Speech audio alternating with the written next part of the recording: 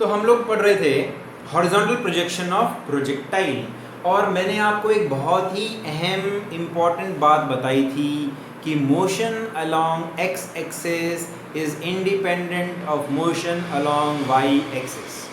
थोड़ा फील लेते हैं इसको ना, ये स्टेटमेंट बोलने से काम नहीं चलेगा, थोड़ा इसको फील करके देखते हैं कि मान लो किसी टावर से, किसी बिल्डिंग की ऊंचाई से, ये कोई बिल्डिंग है और यहाँ से आपने किसी चीज को आगे की तरफ फेंका, आपने हॉरिजॉन्टली प्रोजेक्ट किया, तो हमारी बॉडी इस तरीके का रास्ता फॉलो करेगी। देखो स्टार्टिंग में वाई डायरेक्शन में आपने कुछ भी वेलोसिटी नहीं दी, इसीलिए इनिशियल वेलोसिटी वाई डायरेक्शन कितनी है, 0 है, और एक्स डायरेक्शन में ux है। और बाद में क्या हुआ, थोड़ी देर बाद थोड़ी सी वेलोसिटी बढ़ गई, लेकिन x की वेलोसिटी उतनी की उतनी ही रहेगी क्योंकि x की तरफ एक्सेलरेशन नहीं है। थोड़ी देर और बाद y डायरेक्शन की वेलोसिटी थोड़ी और बढ़ जाती है, लेकिन x की वेलोसिटी उतनी ही रहती है, समझ गए।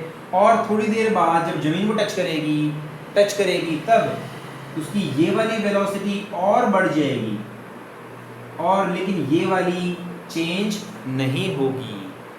अब इन दोनों के मिलने से ही ऐसा रास्ता बना है। अगर इस वाले को गायब कर दें, यानी हॉरिजॉन्टल वेलोसिटी दे ही ना, तो हमारी बॉडी सीधे नीचे आएगी, और अगर हम डाउनवर्ड वाली वेलोसिटी किसी भी कारण से हो ही ना, तो हमारी बॉडी आगे ही जाएगी। मानते हो? यानी कि अगर एक्सेलरेशन ड्यू टू ग्रेविटी हो ही ना, तो हमारी बॉडी सीधे आगे जाएगी, है कि नहीं। और अगर हमने हॉरिजॉन्टल वेलोसिटी नहीं दी है तो हमारी बॉडी नीचे ही जाएगी। इसका मतलब क्या हुआ कि ग्रेविटी की स्पेस में जब हमने बॉडी को हॉरिजॉन्टली प्रोजेक्ट किया, तो ग्रेविटी की वजह से धीरे धीरे वो नीचे उसकी स्पीड बढ़ने लग गई, और इन दोनों के मिलने की वजह से, एक्स डायरेक्शन के मोशन की वजह से और वाई डायरेक्शन के मोशन की वजह से, हमारी जो इक्वेशन है, हमारा जो पाथ है, हमारी जो ट्रेजेक्ट्री है, वो एक पैराबोला के फॉर्म में आ गई। बात समझ में आई? ठीक है, ऐसे पैराबोलिक फॉर्म में आ गई, आई बात समझ में। और मैंने एक्स एक्सिस से मोशन के और वाई एक्सिस से मोशन की इक्वेशंस लिखी थी। दोबारा से लिखते हैं, ठीक है। इस फिगर में बहुत साइड बना देता हूँ, और उससे हमने टाइम पीरियड और रेंज निकाल ली थी। तो मैंने लिख देता हूँ दोबारा से, हॉरिजॉन्टल प्रोजेक्शन ऑफ प्रोजेक्टाइल। हमने बॉडी को किसी हाइट से फेंका, ऐसे फेंका, उसकी कुछ इनिशियल वेलोसिटी थी x के अलोंग, जिसको हमने u कहा है। हमारी बॉडी का रास्ता ऐसा है, यहाँ पर जाके ज़मीन को टच करेगी, तो बेस ऑफ द बिल्डिंग और पॉइंट ऑफ टचिंग को हम कहेंगे रेंज r, इसे रेंज कहेंगे।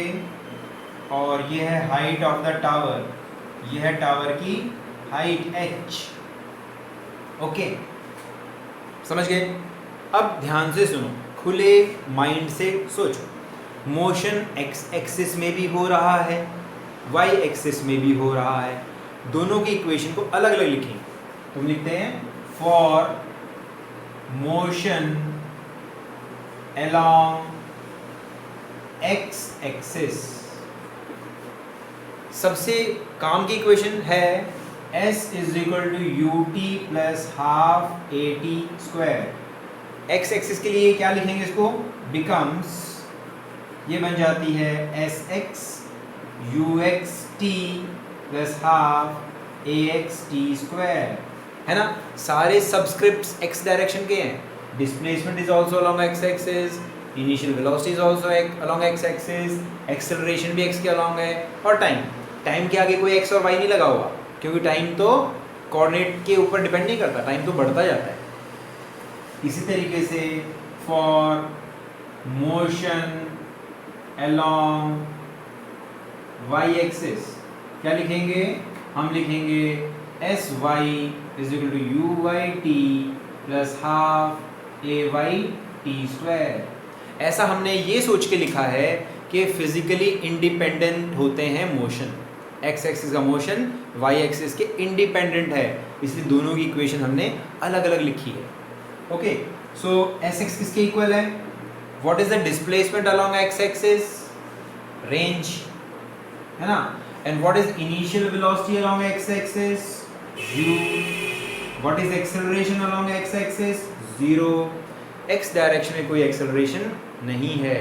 इसका मतलब क्या है? एक्स में तुम्हें कोई खींच थोड़ा रहा है, एक्स में तुम्हारी स्पीड थोड़ा बढ़ेगी या तुम्हारी एक्स डायरेक्शन में स्पीड थोड़ा डिक्रीज करेगी। एक्स डायरेक्शन में स्पीड कांस्टेंट रहेगी, क्योंकि फोर्स किस तरफ लगता है? फोर्स तो नीचे लग रहा है ना, फोर्स तो ग्रेविटी का ही लग रहा है, तो नीचे की तरफ स्पीड बढ़ेगी, है कि नहीं? आगे की तरफ ना बढ़ेगी। इसीलिए acceleration along X axis is 0। और टाइम क्या होगा? अगर हमारी बॉडी यहाँ से चल करके यहाँ पर आ गई तभी तो एस एक्स आर के इक्वल है, तो टाइम होगा t, टाइम ऑफ फ्लाइट। और इसके लिए क्या लिखेंगे? What is the displacement along Y axis? नीचे की तरफ है ना डिस्प्लेसमेंट, तो हम लिखेंगे -h, साइन कन्वेंशन को यूज करते हुए। And what is the initial velocity along the Y axis? Starting में वाई डायरेक्शन हमने कोई वेलोसिटी दी नहीं, हमने तो आगे की तरफ फेंका था, तो initial velocity along the Y axis is 0। And what is acceleration along Y axis? नीचे की तरफ है ना एक्सेलरेशन, तो so it is -g। And what is time? t square, तो यहाँ से मिला h is equal to gt square by 2, यानी t बना √2h by g। So this is the formula for time of flight. तो range क्या जाएगी इसमें पुट करते हैं हम लोग, अगर इसमें पुट करेंगे तो क्या मिलेगा? Sx is r and ux is u, t is capital T plus acceleration is 0। समझ गए? तो मिला ये range is u into t, speed into time, है ना? तो ये तो सिंपली फॉर्मूला बन गया, SDT वाला फॉर्मूला बन गया, distance is speed into time. लेकिन टाइम क्या है? तो रेंज का फॉर्मूला आ जाएगा u √2h by g। So this is your formula for range and this is the formula for time of flight। जमीन पर कितनी देर में हमारी बॉडी पहुंचेगी। क्लियर? दो चीज आ गई। अब हम निकालेंगे हमारी बॉडी की वेलोसिटी किसी भी टाइम पर। देखो इसको करते हैं, वेलोसिटी एट एनी इंस्टेंट। ये क्लियर है सभी को? Everybody you can raise your hand and ask your question. पूछ सकते हो भाई, कोई भी डाउट हो you can ask me. Okay everybody clear है? कुछ भी डाउट तो पूछ सकते हो। देखो बिल्कुल नया टॉपिक है, बिल्कुल फ्रेश। मैं नहीं चाहता कि इसमें तुम्हारा कोई डाउट रहे। और ये जो डेरिवेशन ना आपके टिप्स पे होनी चाहिए, टिप्स पे, ठीक है? बहुत अच्छे तरीके से आपको करनी है ये, क्लियर? और समझ के करनी है, रटना कुछ नहीं है। अब हम निकालेंगे will find velocity at any instant. Next is किसी भी टाइम पर हमारी बॉडी की वेलोसिटी क्या होगी। अब ये बात तो आपको क्लियर है, हमारी बॉडी एक्स डायरेक्शन में भी चल रही है और वाई डायरेक्शन में भी चल रही है। एक्स डायरेक्शन की वेलोसिटी अलग है, वाई डायरेक्शन की वेलोसिटी अलग है, ये मानते हो ना? और इनिशियली वाई डायरेक्शन की वेलोसिटी तो 0 है। एक्सेलरेशन किस तरफ हो रही है? वाई डायरेक्शन की तरफ हो रही है। क्या एक्स डायरेक्शन में एक्सेलरेशन हो रही है? नहीं हो रही। अब देखो किसी भी पॉइंट पर, मान लो इस टाइम की बात करें, इस टाइम पर हमारी बॉडी की वेलोसिटी है 2, एक तो है एक्स के अलोंग और एक है वाई के अलोंग। तो एक ही बॉडी की 2 वेलोसिटी, यानी वो एक्स में भी जा रही है, वाई में भी जा रही है। तो रिजल्टेंट क्या होगा? रिजल्टेंट निकालेंगे। ये तो 2 वेक्टर्स हैं, 2 वेक्टर्स परपेंडिकुलर हैं एक दूसरे के, 2 vectors are perpendicular to each other. तो रिजल्टेंट क्या होगा? फॉर्मूला लगाओ। Resultant is velocity along X axis का स्क्वायर, ये ux है, वेलोसिटी अलोंग y एक्सिस का square plus 2ux uy cos, और दोनों के बीच में एंगल कितने डिग्री का है? दोनों के बीच में एंगल कितने डिग्री का है? 90। तो हमें क्या मिला सॉल्व करके? हमें मिला ux square plus uy square, ये मिला। ठीक है, लेकिन x डायरेक्शन में वेलोसिटी नहीं बदलती, x में वेलोसिटी तो उतनी ही रहती है। और y डायरेक्शन में वेलोसिटी क्या होगा? y डायरेक्शन में वेलोसिटी इंक्रीज करती जाती है ग्रेविटी की वजह से, है ना? और वाई डायरेक्शन में वेलोसिटी इंक्रीज करती जाती है, तो क्या फॉर्मूला लगाएंगे? तो हम लगाएंगे वाई डायरेक्शन में V Y is equal to U Y plus G T, क्योंकि वाई डायरेक्शन स्पीड बढ़ती जाएगी। इनिशियल वेलोसिटी वाई डायरेक्शन में कितनी थी? 0। एक्सेलरेशन कितनी है? g माइनस जी लेना चाहो तो ले सकते हो, t and that is minus V Y, क्योंकि ये वाली डायरेक्शन नेगेटिव की तरफ है। तो वी वाई कितना आएगा हमारा? जी टी आएगा, यानी t टाइम के बाद हमारी y डायरेक्शन में वेलोसिटी कितनी हो जाएगी? जी टी हो जाएगी।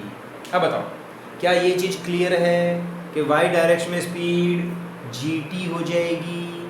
1 सेकंड के बाद, क्योंकि g की वैल्यू 10 होती है ना, तो 1 सेकंड बाद हो जाएगी 10, 2 सेकंड बाद हो जाएगी 20, 3 सेकंड बाद हो जाएगी 30, 4 सेकंड बाद 40, क्योंकि एक्सेलरेट होती है y डायरेक्शन में। बोलो ये चीज़ क्लियर है सभी को?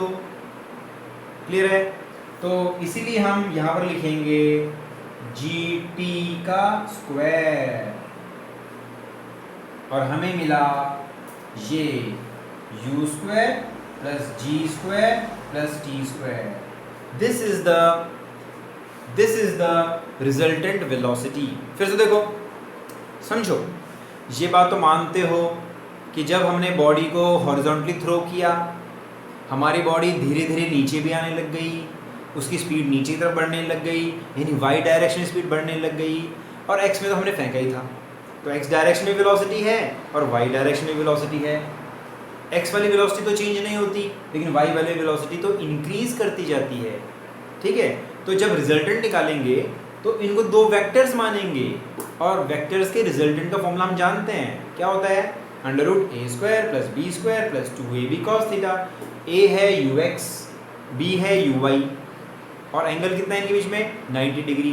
तो हमने लिखा resultant velocity U X square U Y square plus 2ux U Y cos 90, क्योंकि इनके बीच में एंगल 90 का है। वैल्यूज पुट करी। अब हम देख रहे हैं x के अलोंग तो वेलोसिटी चेंज नहीं होती, और y के अलोंग वेलोसिटी इंक्रीज करती जाती है, gt।